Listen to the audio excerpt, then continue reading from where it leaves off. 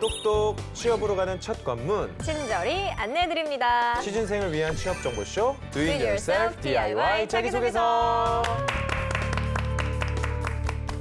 네, 각종 취업 정보와 자기소개서 작성에 대한 궁금증을 전문가분들과 함께 알아봅니다. 오늘 권혁준 경제평론가 그리고 박현민 편집장 모셨습니다. 안녕하세요, 권혁준입니다. 네, 안녕하세요. 박현민입니다.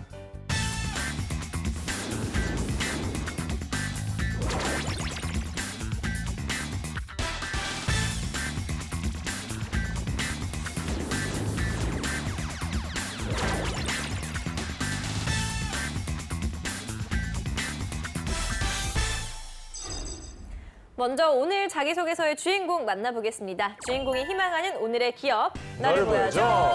짜잔, 나왔습니다. 오늘의 기업은 바로 한국무역보험공사입니다. 한국무역보험공사. 딱 들어도 이 정부가 세운 기업 같은 느낌이 좀 드는데요. 어떤 일을 하는 곳인가요?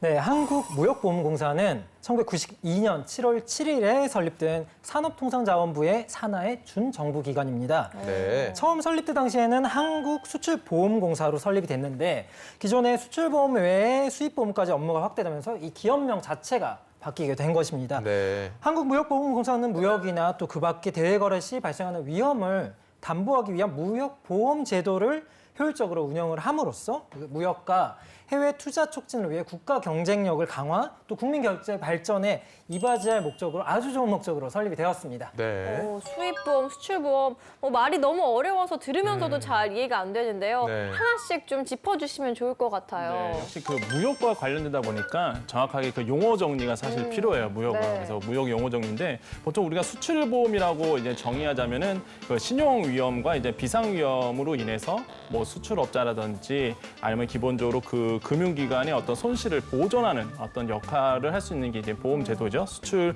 보험제도인데 우리가 보통 이제는 신용위험 같은 경우에는 그런 겁니다. 이제 상대국이 뭐 파산이 나거나 아니면은 말 그대로 뭐 지급 불능 상태에 빠졌을 때 이런 걸 우리가 보통 신용위험이라고 그러고 비상위험 같은 경우는 그 나라가 뭐 내란이라든지 모라토리엄 선언한다든지 기본적으로 막 대외환으로 굉장히 어려운 상황이 있을 때 이런 걸 우리가 보통 비상위험이라 하죠. 그래서 수출보험이라는 정확히 정의해보면 신용위험과 비상위험이 존재했을 경우 이럴 때 손실이 일어날 경우 대신해서 이제 갚아주는 어떤 보험의 역할을 해주는 것이 수출보험이라고 볼 수 있겠고 그럼 수입보험은 뭐냐?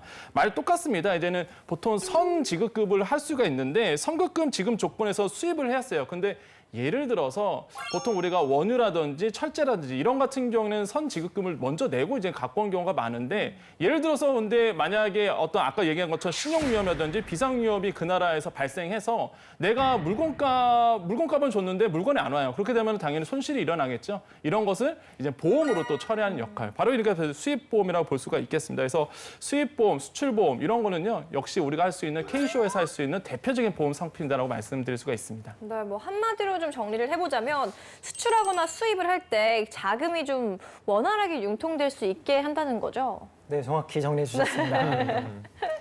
이런 보험 제도가 그러면 도대체 왜 필요한가를 한 번쯤 생각해 보실 필요가 있을 것 같은데요. 네. 우리나라의 역사를 좀 돌아보면은 1962년에 제1차 경제개발 5개년 계획이 있었죠. 이때 수출 증대를 위한 경제개발의 최우선 목표로 선정을 했고 정부 역시도 각종 수출 진흥 정책을 추진해 왔습니다. 네. 그때 경제 성장이 정말 놀랄 만큼 성장을 했죠. 이건 모두가 알고 있는 내용인데 그렇게 수출 규모가 증가하면서 또 수출 시장이 다변화됐습니다. 그런데 이만큼 문제도 커졌습니다. 아, 그래요? 어떤 문제가 있는 거죠? 바로 수출 대금을 회수하지 못하는 수출 대금 미회수 위험 리스크 또한 증가한 것인데요. 특히 수출 구조가 예전에는 이제 경공업의 소액의 경공업 중심에서 결국에는 금액도 커지고 회수 기간 또한 길어지는 중화학 공업으로 전환이 됐잖아요. 변화가 되면서 이러한 양상 역시도 더욱더 도드라진 것입니다. 그러니까 이러한 여러 위험들 가운데 결국 해상보험 등 통상적인 보험으로는 구제가 좀 힘든 수출 불능, 대금 회수 불능 등의 수출업자를 보호하겠다 이렇게 나선 게 금융을 지원하는 금융기관이 입게 될 손실을 보호할 어떤 법적인, 제도적인, 제조적인 장치가 필요하다고 판단을 한 것이죠. 그렇게 해서 탄생한 게 1968년 12월 수출보험법이 제정되게 됩니다. 네. 자, 이렇게 돼서 한국무역보험공사가 설립이 된 게 되게 된 거죠. 그렇죠. 그러다 보니까 이제 무역에 대한 효율성을 높이기 위해서 이제 설비됐다고 볼 수가 있겠는데 한국무역보험공사 같은 경우에는 우리나라가 경제대국으로 따진다면 한 12번째 규모가 큽니다. 그 정도로 이제 12대 경제대국이고 또 한 가지 이제는 세계 6번째 수출보험 기관으로서 탈바꿈했을 때에 중요한 역할을 했던 게 바로 K-슈어였거든요. 그러니까 네. 굉장히 중요한 역할을 했다고 볼 수가 있겠습니다. 네. 우리나라가 수출을 통해서 놀라운 경제 성장을 할 수 있었던 데에는 이 한국무역보험공사의 공이 굉장히 컸다고 볼 수도 있을 것 같은데요. 그렇다면 권평론가님, 이 한국무역보험공사에 대해서 좀 간략하게 설명 좀 부탁드립니다. 오늘 보고 있는 게 한국무역보험공사입니다. 그래서 쭉 보면은 92년도에 이제 설립이 됐고 기관 연역으로 우리가 볼 필요가 좀 있는데 아까 말씀해 주셨잖아요. 68년도에 수출보험업법 개정이 됐고 69년도에 이제 대한재보험공사에서 수출보험 업무가 개시가 됐습니다. 근데 이게 77년도에 한국수출입은행으로 이게 이관이 됐거든요, 업무가. 그러다가 이제는 중요한 게 81년도에 수출보험법 개정이 되면서 이제는 K-슈어의 어떤 설립 근거가 마련이 돼서 드디어 92년도에 한국수출보험공사가 설립이 되고 이게 이름이 2010년도에 K-슈어 한국무역보험공사로 재출범하게 되는 것이죠. 그래서 2020 뉴비전 선포가 그 당시에 이루어졌었고요. 특징적인 건 17년도 12월에 무역보험 지원 실적 145조 원을 이제 돌파했다는 사실 굉장히 좀 고무적이다라고 말씀을 드리겠습니다. 네, 평균 연봉을 좀 보겠는데요. 한 평균 연봉 7천만 원에서 1억 1천만 원 정도라고 보시면 되겠습니다. 왜 그러냐면 사실 많은 자료를 찾아보면 1억 정도가 미만이라고 돼 있는데 사실 돌파를 했습니다. 이번에 돌파를 해서 남성 같은 경우에는 1억 200만 원. 엄청나게 고액 연봉을 받고 계세요. 그래서 네. 평균 연봉으로 보면은 한 8천만 원 정도가 될 수가 있겠죠. 그래서 굉장히 고액 연봉이라고 표현하기엔 좀 그렇지 않지만 신의 직장인 건 신의 직장은 맞는 것 같습니다. 그래서 굉장히 높은 포지션으로 돼 있고 그럼 신입사원 굉장히 궁금하시잖아요. 네. 한 4천만 원 정도가 됩니다. 근데 공공기관 치고 4천만 원 괜찮거든요. 사실 그래서 뭐 수당 다 빼고 4천이니까 아마 뭐 연차가 높아질수록 왜냐하면 평균 연차가 14년입니다. 편속 근속 여기가. 네. 그러면은 뭐 14년 정도 계속 다닌다면은 꿈의 어떤 연봉도 기록할 수 있겠다는 생각을 해보겠고요. 마지막으로 경영 목표, 새로운 무역 환경에 대응한 무역보험 지원 고도화라고 돼 있고요. 4가지 경영 전략이 있습니다. 일자리 지원, 중소기업 지원, 그다음에 신성장, 신사업 지원, 마지막으로 고객 중심 위험 관리 이렇게 4가지의 주요 전략을 가지고 있습니다. 네. 그럼 다음 코너로 넘어가 보겠습니다. 자기소개서 작성에 필요한 이슈를 선정해 봅니다. TMI 이슈 가이드 함께 하시죠.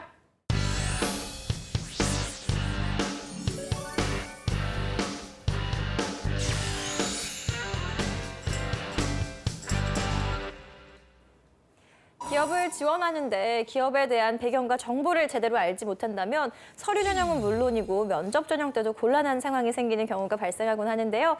TMI 이슈 가이드는 그런 기업의 모든 것을 알아봅니다. 네, 이것만은 알고 가자. TMI 이슈 가이드, 오늘의 기업은 한국무역보험공사입니다. 자, 그럼 본격적으로 한국무역보험공사의 환경 분석을 해보도록 하겠습니다. 첫 번째 이슈 주시죠. 무보 부실 채권, 만성 적자, 부채 증가, 상중고.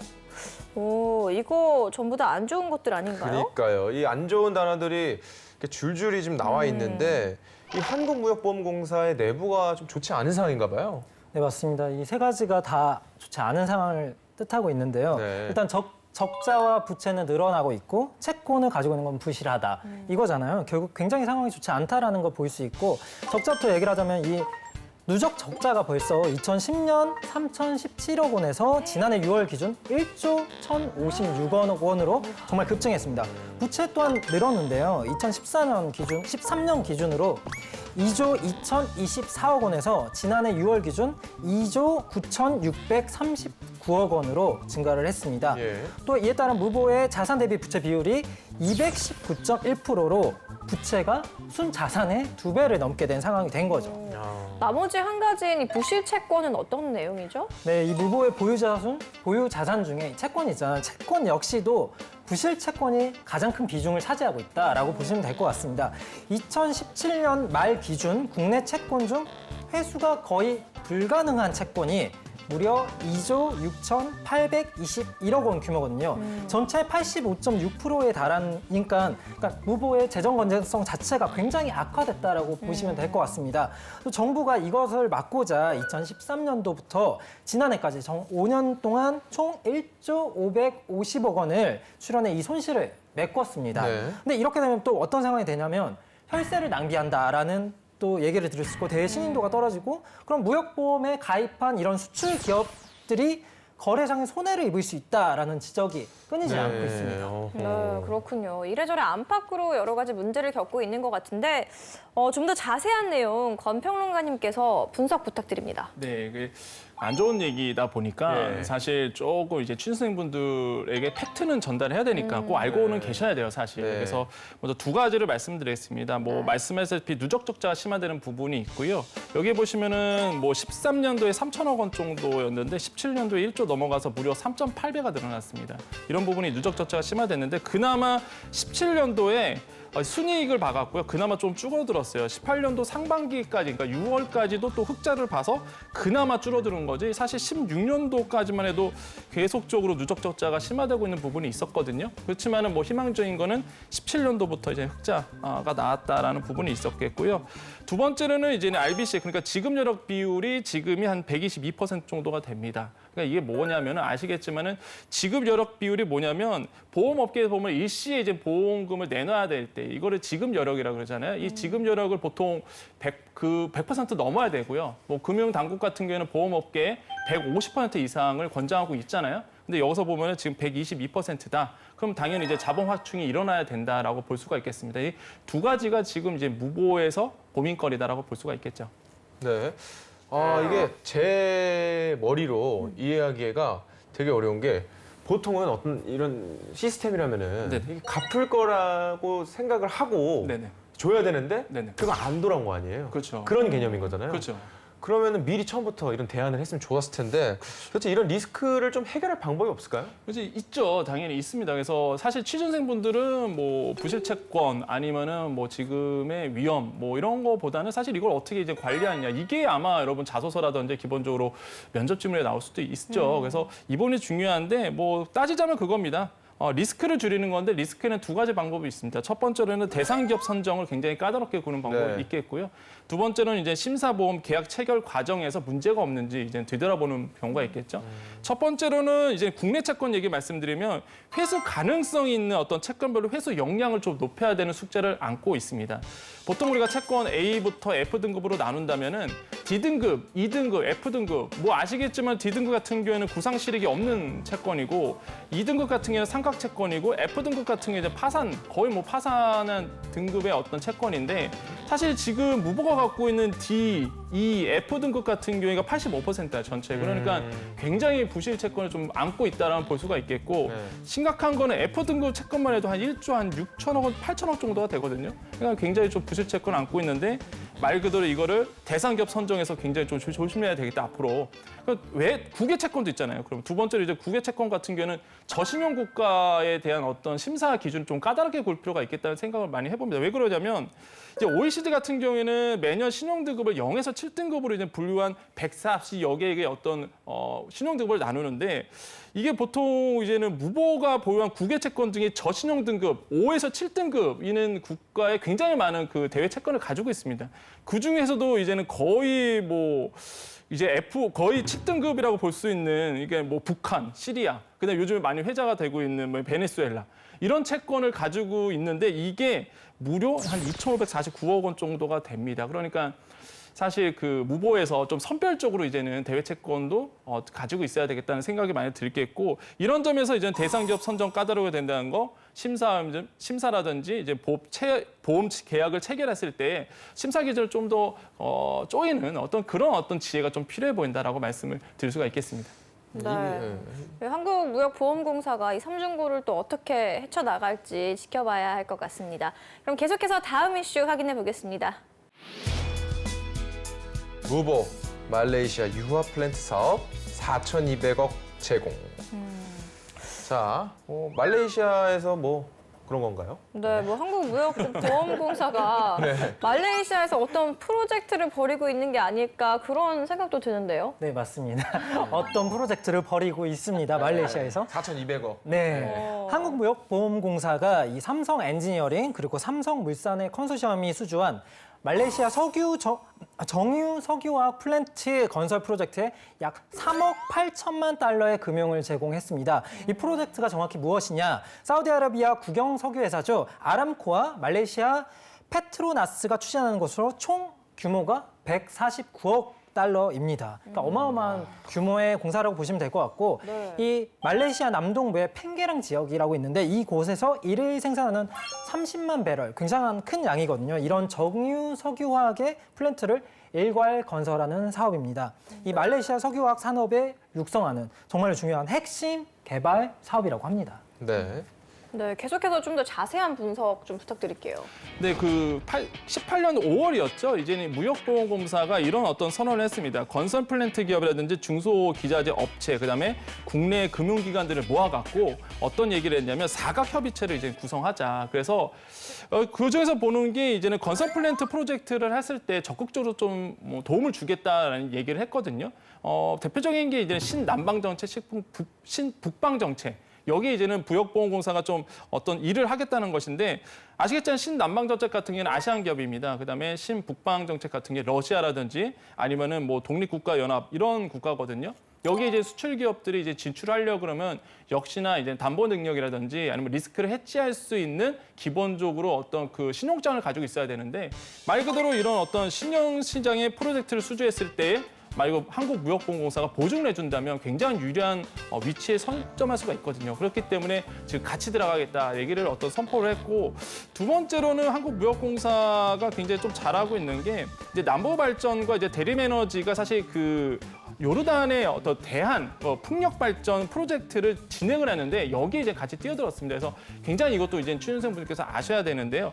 말 그대로 프로젝트 이름이요 대한입니다. 대한 풍력 발전이에요. 그래서 굉장히 좀 일을 낼 것 같다는 생각을 해보는데 총 사업비가 1억 달러 규모의 프로젝트고요. 사실 이거는 이제 민자 발전 사업이기 때문에 많은 기금이 투자될 수밖에 없는데 여기 이제 무역보험공사가 말 그대로 같이 이제 껴서 말대로 보증을 해준다는 얘기는 굉장히 일을 잘하고 있다는 볼 수가 있겠고 이런 부분에서 굉장히 그 무역보험사가 선점해서 일을 하고 있다는 생각이 들어요. 근데 저는 여기서 또 인사이트를 뭘 얻냐면은 사실 지금 OECD 환경 규제를 굉장히 심화되고 있습니다. 이제 OECD 국가 자체가 그 가입된 회원 자체가 이제 환경에서 좀 투자를 많이 하자. 그러니까 석탄화학이라든지 이런 거에 어떤 시설 플랜트보다는 신재생에너지를 하는데 많은 어떤 그 투자를 하고 있거든요. 이런 점에서 요번에 있던 그 대한 풍력 발전 같은 경우는 신재생에너지잖아요. 그러니까 이런 부분에 대해서 굉장히 무보가 뛰어들었다는 것이 저는 뭐 두 마리 토끼를 잡고 있다는 어떤 전략이 아닐까라는 생각을 해보고 이런 점에서 굉장히 앞으로의 발전 가능성이 굉장히 크다라고 생각을 해봅니다. 네. 수출 시장이 위축된 상황에서 한국무역보험공사의 지원을 통해 국내 기업의 해외 수주가 활발해지길 기대해 보겠습니다. 자, 그러면 여기서 잠시 쉬어가는 이슈 코너 살펴볼까요? 막간을 이용해 박현민 편집장께서 잠시 쉬어가는 이슈 랭킹 준비해 주셨죠? 네, 그렇습니다. 오늘은 한국무역보험공사에 대해서 저희가 이야기를 나누고 있는데요. 네. 네. 두 분은 혹시 한국무역보험공사 하면 제일 먼저 떠오르는 건 어떤 이미지인가요? 무보. 그냥 네. 신세대는 약자로. 네. 저는 좀 그래도 믿을 수 있는 그런 보험이 아닐까. 정직하시네요. 네, 어쨌건 K-Sure. 취준생들에게 알려진 이 한국무역보험공사의 이미지를 한 글자로 말하자면 이런 얘기를 많이 들어요. 신의 직장이라는 얘기를 많이 들었잖아요, 저희가. 근데 네. 여기는 신의 직장이 아니고 신도 모르는 직장이라는 표현을 많이 사용합니다. 그러니까 이게 저도 오늘 좀 처음 맞아요. 듣기도 했고 잘 안 알려진 기업이긴 해요. 네. 자, 그래서 오늘 준비한 이슈 랭킹이 무엇인지 화면으로 보시죠. 네. 신도 모르는 직장, 꿀직장 베스트 3. 첫째, 예금보험공사, 한국항공우주연구원, 대한축구협회. 오, 대한축구협회. 그렇군요. 축구 좋아하는데 오. 네, 관련이 있군요. 네, 일단 순서대로 하겠습니다. 그건 좀 이따가 기다려주세요. 네. 일단 먼저 예금보험공사는 가족이 행복한 직장이라는 별명을 갖고 있습니다. 여기에 많은 걸 함축하고 있어요. 합리적인 사내 문화, 그리고 연수 기회 등을 공사 근무의 어떤 특장점으로 꼽고 있거든요. 이 연수 기회라는 게 뭐냐면 가족과 더불어서 해외 생활을 할 수 있다는 의미입니다.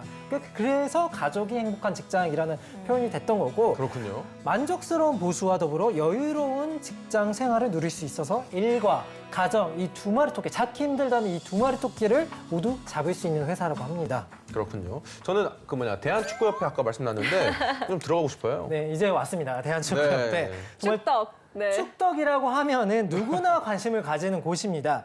이것은 신이 숨겨놓은 직장이라는 표현을 했어요. 아, 그래요? 신이 정말 너무 좋아서 숨겨놓은 직장이라고 네. 불리기도 하는데 2016년 1월에 홍보 분야를 포함한 사무직 채용 공고가 떴는데 만족스러운 급여 수준의 복리 후생이 정말 꽤 좋은 편으로 알려져 있습니다. 게다가 이제 재정 씨가 관심이 있을 만한 부분인데 네. 이 재미있는 부분이 계절마다 국가대표 마크가 붙은 피복을 지급하고 오. 국가대표 A매치 초대권을 줍니다. 이거 좋네요. 그렇군요. 근데 2016년 1월에 채용 공고가 떴는데 아직까지 모르는 거면 진짜 숨겼네요. 네, 저희가 이제 한 그러니까요. 거는 진짜 숨긴 것 같아요. 맞아요. 이렇게 숨겨진 그런 뭐 기관들 그리고 기업들을 알아봤는데 네. 이름은 다소 생소해도 복지만큼은 최고인 정말 꿀 직장이었던 것 같습니다. 네. 하지만 이 신의 직장에 대해서 무작정 환상만 품는다면 그만큼 또 실망감도 클 수 있을 것 같은데요. 관심 있는 취준생분들은 좀 미리 채용 정보를 확인하고 내 적성에 맞는 일인지 좀 따져보는 것도 필요할 것 같습니다. 그럼 계속해서 한국무역보험공사의 이슈와 환경을 분석해 보도록 하겠습니다. 다음 이슈 보여주시죠. 무보 올해 중소 중견 기업의 수출보험 55조 원 지원. 네, 뭐 55조 원이요? 지원, 뭐 투자 많이 하네요. 네, 그렇죠. 이게 보면은 그런 겁니다. 이거 딱 카피 그대로 좀 이해하시면 될 것 같아요. 그냥 어떻게 생각하시면 중소 중견기업의 수출 지원액을 전년보다 12.2% 늘렸거든요. 이게 예. 한 55조 원 정도를 책정을 했습니다. 그러니까 말 그대로 뭐 중소기업 살리겠다 이런 얘기겠고요. 예. 보통 보면은 뭐 이와 함께 볼 수 있는 게 단기 수출 보험료 할인폭도 좀 확대했죠. 30에서 35% 늘리는 경우도 있고요. 주력 신흥 시장에 대한 특별 지원도 하고 이렇게 해서 기본적으로 무역 보험으로서의 어떤 역할을 이제 무역보험공사가 할 일은 제대로 하고 있구나라는 생각을 많이 해볼 수가 있습니다. 착한 기업이네요. 그러니까요. 보통 학교 다닐 때 그 착한 친구한테 돈 많이 안 돌아오잖아요. 네. 뭐 뺏기면 뺏기거나 빌려주면은 착한 친구한테는 돈이 안 돌아옵니다. 뜯기죠, 착한 친구는. 약간 그런 느낌이죠. 네. 그러니까 저도 얘기를 들으면서 뭔가 마음이 좀 훈훈해지는 걸 느꼈는데 그러니까요. 아, 너무 좋아요. 네, 또 최근에는 이 한국무역보험공사가 본사 3층에 마련한 무역 라운지를 전면 또 개방을 했다고 하죠.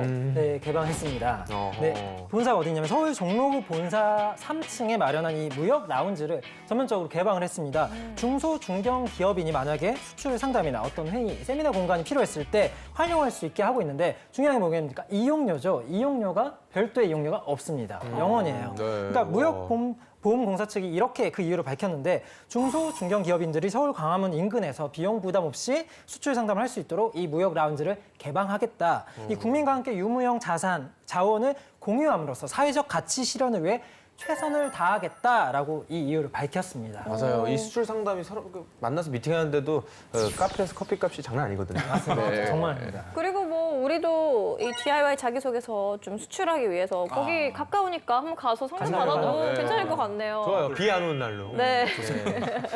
네, 그럼 권평론가님 마무리 기업 분석 부탁드립니다. 네, 실제 그 한국무역보험공사 면접에 나왔던 질문에 대해서 좀 거론하고 싶습니다. 왜 네. 그러냐면 사실 뭐 보험업 쪽이라든지 금융 쪽에 종사하신 분들이라든지 아니면은 이제 취준생 분들 같은 경우에는 이제 보증과 보험의 차이를 아셔야 되거든요. 근데 이게 실제로 면접 질문에 나왔었습니다. 그래서 이번 기회에 그냥 보증과 보험의 차이가 뭔가에 대해서 좀 간략하게 좀 설명을 드리겠는데 네. 대표적인 차이가 이제 세 가지로 보시면 됩니다. 계약 당사자가 누구냐. 그러니까 이제 보증 같은 경우에는 3자 계약입니다. 그러니까 채무자가 있고요, 채권자가 있고 이제 무역보험사처럼 보증인이 있죠. 그래서 뭐냐면은 사고 치면 대신 갚아주는 이게 보증이잖아요. 사실 이런 게 있고. 그래서 보증 잘못 써면 집안 망한다 맞아. 이런 예. 얘기 있잖아요. 근데 이제는 보증인이 없기 때문에 그래요.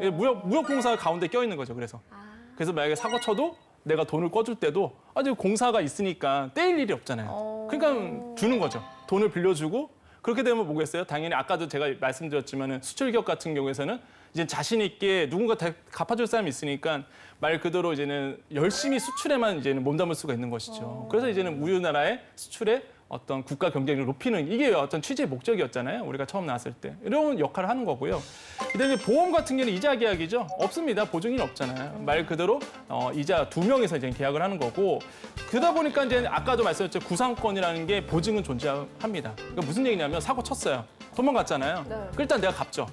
그다음에 뭘 해야 되나? 내가 일단 갚았으니까 사고 친한테 가서 야 구상권 청구하는 거죠. 너 때는 돈 냈으니까 받아야죠. 내놔. 그렇죠. 이게 구상권이잖아요. 그러니까 보통 이제 구상권을 보증에는 있습니다. 근데 보험은 없죠. 우리가 그냥 자동차 보험 생각하시면 돼요. 내가 막 자동차 보험 사고 쳤는데 보험회사한테 내가 돈 줍니까? 안 주잖아요. 예, 구상권 청구 안 하잖아요, 저한테.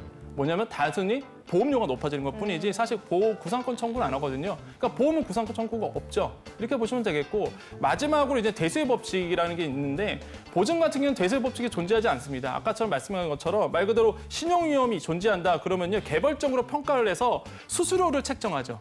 예, 이게 이제는 그렇게 이제 원리가 되는 거고 보험 같은 경우는 대수의 법칙이죠. 말 그대로 라지 넘버거든요. 많으면 많을수록 일반화가 되잖아요. 그러니까 개인의 어떤 특성화가 사라지고 기본적으로 연령이라든지 장수 같은 경우에도 기본적으로 연령이 높아지고 있잖아요. 이게 대수의 법칙이잖아요. 보험 같은 경우는 대수의 법칙이 적용돼서 보험료율, 이제 뭐 보험료가 책정이 되는 것이고 보증은 대수의 법칙이 적용되지 않는다. 그래서 우리가 세 번째 계약 당사자, 구상권, 대수의 법칙 이 세 가지가 보증과 보험의 가장 큰 차이니까 여러분 혹시나 나중에 비슷한 면접 질문 아니면은 비슷한 어떤 상황이 오더라도 자신 있게 좀 말씀하셔야 할 필요성이 있다라고 정리를 좀 해드리겠습니다. 네, 이렇게 정리해 주시니까 좀 귀에 쏙쏙 들어온 것 같아요. 그렇죠? 네. 조금 더 잘 알 것 같은데 이렇게 지금까지 TMI 이슈 가이드 오늘은 한국무역보험공사에 대해서 알아봤습니다.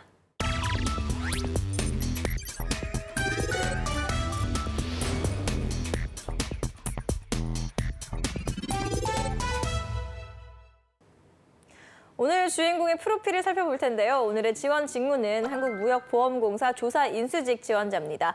그렇다면 오늘의 주인공이 관련 기업에 얼마나 적합한 인재인지 살펴보겠습니다. 성별은 남성이고요. 전공은 경제학과, 나이는 27살, 취미 특기는 배드민턴, 독서, 글쓰기입니다. 언어는 토익 965점, 토익 스피킹 레벨 7 180. 자격증은 한국사 능력 검정 시험 1급, 워드 프로세서 1급 가지고 있고요. 대내외 활동은 교내 종교 동아리 활동, 교내 거시 경제지표 분석팀 프로젝트, 그리고 또 근무 경험은 아이넷 스쿨에서 인터넷 강의 판촉 아웃바인드와 텔레마케팅 수행을 했었고요. 대학교 기숙사 행정팀에서 행정 업무 보조 및 거주 사생 생활 지도를 했었습니다. 네, 이 언어 점수가 굉장히 눈에 띕니다. 네.